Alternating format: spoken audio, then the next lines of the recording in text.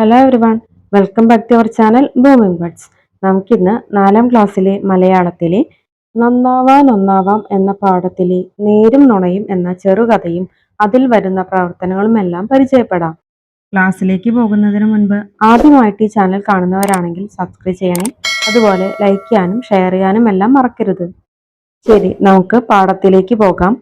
നമ്മൾ ഇന്ന് പഠിക്കുന്ന കഥയുടെ പേര് നേരും നുണയും. ഇതൊരു ഫ്രഞ്ച് നോവലിൽ നിന്നും എടുത്ത മലയാള വിവർത്തനമാണ്. ഫ്രഞ്ച് എഴുത്തുകാരനായ വിക്ടർ ഹ്യൂഗോയുടെ ലേ മിസറബിൾസ് എന്ന നോവലിനെ നാലപ്പാട്ട് നാരായണ മേനോൻ പാവങ്ങൾ എന്ന പേരിലേക്ക് വിവർത്തനം ചെയ്തു. അതിലെ ഒരു ഭാഗമാണ് നേരും നുണയും. ഇതിൽ എന്താണ് പറഞ്ഞിരിക്കുന്നത് എന്ന് നോക്കൂ. അസത്യത്തിന് സത്യത്തെക്കാൾ തിളക്കം കൈവരുന്ന സന്ദർഭങ്ങളുണ്ട്. അതായത് ചില സന്ദർഭങ്ങളിൽ സത്യം പറയുന്നതിനേക്കാളും അസത്യം പറയുന്നതായിരിക്കും ഗുണം ചെയ്യുന്നത്. അത്തരം ഒരു കഥ നമുക്കിന്ന് പരിചയപ്പെടാം. കഥയുടെ പേര് നേരും നുണയും. അരമനയുടെ പുറകിലുള്ള തോട്ടത്തിന്റെ വലിയ മതിൽ ചാടിക്കടന്ന് രാങ് നിരത്തിലെത്തി. അപ്പോൾ അയാളുടെ തോളിൽ തൂങ്ങിയ സഞ്ചിയിൽ കിടന്ന് വെള്ളിക്കരണ്ടികൾ കിലുങ്ങി. അയാൾ സഞ്ചി മാറോട് ചേർത്ത് പിടിച്ചു. ചുറ്റും പരിഭ്രമത്തോടെ നോക്കി. ഇല്ല, ആരും കണ്ടില്ല. ലോകം മുഴുവൻ സുഖനിദ്രയിലാണ്. അയാൾ മാനത്തേക്ക് നോക്കി. മരങ്ങൾക്കിടയിൽ വലിയൊരു വെള്ളിത്തുട്ടുപോലെ തിളങ്ങുന്ന ചന്ദ്രൻ. നേരം പുലർന്നാലുടൻ സഞ്ചിയിലെ വെള്ളിക്കരണ്ടികൾ വിൽക്കണം. കിട്ടുന്ന കാശുകൊണ്ട് സഞ്ചി നിറയെ അപ്പം വാങ്ങണം. റാങ്ങിന്റെ ചുണ്ടിൽ ചിരി പടർന്നു. നേര് പറ, ഈ വെള്ളിക്കരണ്ടികൾ നീ അരമനയിൽ നിന്ന് മോഷ്ടിച്ചതല്ലേ? നടക്ക്, ഇന്ന് സത്യം തെളിയിച്ചിട്ടു തന്നെ കാര്യം. വെള്ളിക്കടയിൽ വെച്ച് തെളിവോടെ പിടിക്കപ്പെട്ട റാങ് പോലീസുകാർക്ക് മുന്നിൽ ഉത്തരമില്ലാതെ കുഴങ്ങി. അരമനയിൽ മെത്രാന്റെ അരികിൽ കുറ്റവാളിയായി നിൽക്കുമ്പോൾ അദ്ദേഹത്തിനു നേരെ ഒന്ന് നോക്കുവാൻ പോലും റാങ്ങിനു കഴിഞ്ഞില്ല. ഈ വെള്ളിക്കരണ്ടികൾ ഇയാൾ ഇവിടെ നിന്ന് മോഷ്ടിച്ചതാണ്. തൊണ്ടു മുതൽ നീട്ടി ജേതാവിനെ പോലെ നിന്ന പോലീസുകാരനെ നോക്കി മെത്രാൻ ചിരിച്ചു. നിങ്ങൾക്കു തെറ്റിപ്പോയി സഹോദര. ഇന്നലെ വിരുന്നു കഴിഞ്ഞു പോകുമ്പോൾ വെള്ളി കൊണ്ടുള്ള ഈ വിളക്കുകാലുകൾ കൂടി ഞാൻ സമ്മാനമായി നൽകിയതാണ്. പക്ഷേ അദ്ദേഹം ആ വെള്ളിക്കരണ്ടികൾ മാത്രമാണ് കൊണ്ടുപോയത്. അലമാരയിലെ വിളക്കുകാലുകൾ ചൂണ്ടി മെത്രാൻ ശാന്തനായി പറഞ്ഞു. റാങ് മെത്രാനെ മിഴിച്ചു നോക്കി നിന്നു. അയാളുടെ തൊണ്ട വരണ്ടുപോയിരുന്നു. പോലീസുകാർ മെത്രാനോട് മാപ്പു പറഞ്ഞു മടങ്ങി. കുറ്റഭാരത്താൽ തലകുനിച്ചു നിന്ന റാങ്ങിന്റെ ചുമലിൽ തലോടിക്കൊണ്ട് മെത്രാൻ പറഞ്ഞു, സഹോദര, ഈ വിളക്കുകാലുകൾ കൂടി എടുത്തുകൊള്ളൂ. ഇനി ഇവിടേക്ക് വരണമെന്ന് തോന്നിയാൽ ഇരുട്ടിൽ മതിൽ ചാടിക്കടന്ന് ബുദ്ധിമുട്ടേണ്ടതില്ല. പടിവാതിൽ ചാരിയിട്ടേ ഉണ്ടാകൂ. താങ്കൾക്ക് അതുവഴി വരാം. ആരും തടയുകയില്ല. റാങ് നിറകണ്ണുകളോടെ മെത്രാനെ നോക്കി. വെള്ളി വെളിച്ചം തൂകുന്ന ചന്ദ്രനെ അത്രയടുത്ത് അയാൾ ആദ്യമായി കാണുകയായിരുന്നു. ഈ കഥയിൽ എന്താണ് കൂട്ടുകാരെ പറയുന്നത്? റാങ് എന്ന് പറയുന്നത് ഒരു മോഷ്ടാവാണ്.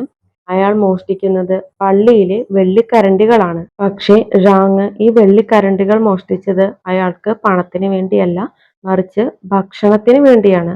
അപ്പം വാങ്ങാൻ വേണ്ടിയാണ് റാങ് ഈ വെള്ളിക്കരണ്ടികൾ മോഷ്ടിച്ചത്. പിറ്റേ ദിവസം ഈ വെള്ളിക്കരണ്ടികളുമായി വെള്ളിക്കടയിൽ വിൽക്കാൻ വേണ്ടി ചെല്ലുമ്പോൾ റാങ്ങിനെ പോലീസുകാർ കൈയോടെ പൊക്കുന്നു.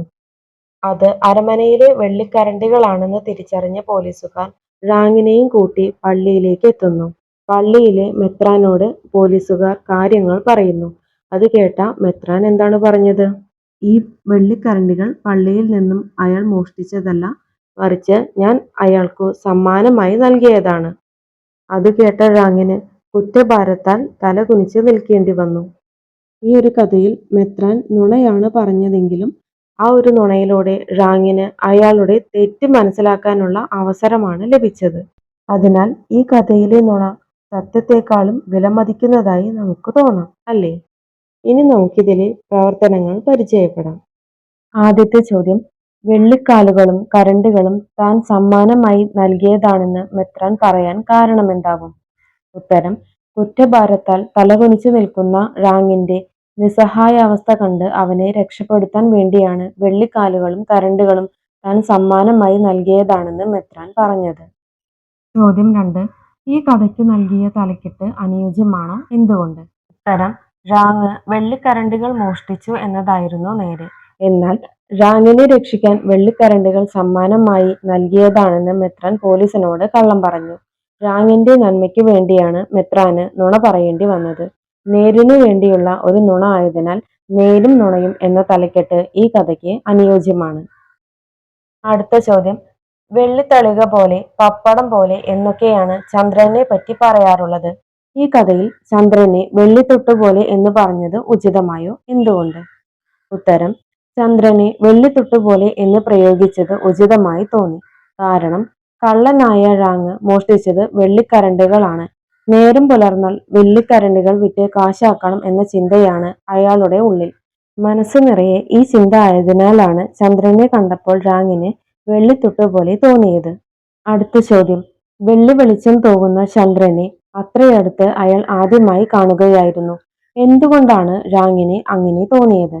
ഉത്തരം, മനസ്സു നിറയെ ഇരുട്ട് മൂടിക്കിടന്നിരുന്ന ഴാങ്ങിന് മെത്രാന്റെ സ്നേഹം കണ്ടപ്പോൾ അയാളുടെ മനസ്സിലെ ഇരുട്ട് മാറി വെളിച്ചം വന്നതുപോലെ അനുഭവപ്പെട്ടു.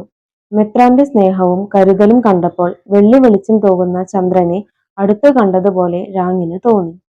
അപ്പോൾ കൂട്ടുകാരെ, നമ്മുടെ ഇന്നത്തെ വീഡിയോ ഇവിടെ അവസാനിക്കുകയാണ്. ഈ ഒരു വീഡിയോ കൂട്ടുകാർക്ക് യൂസ്ഫുൾ ആയി എന്ന് തോന്നുകയാണെങ്കിൽ ബ്ലൂമിംഗ് ബഡ്സ് എന്ന ഈ ചാനൽ സബ്സ്ക്രൈബ് ചെയ്യാൻ മറക്കരുത്. വീണ്ടും നമുക്ക് 4ാം ക്ലാസ്സിലെ മറ്റു പാഠങ്ങളുമായി കാണാം. Thank you.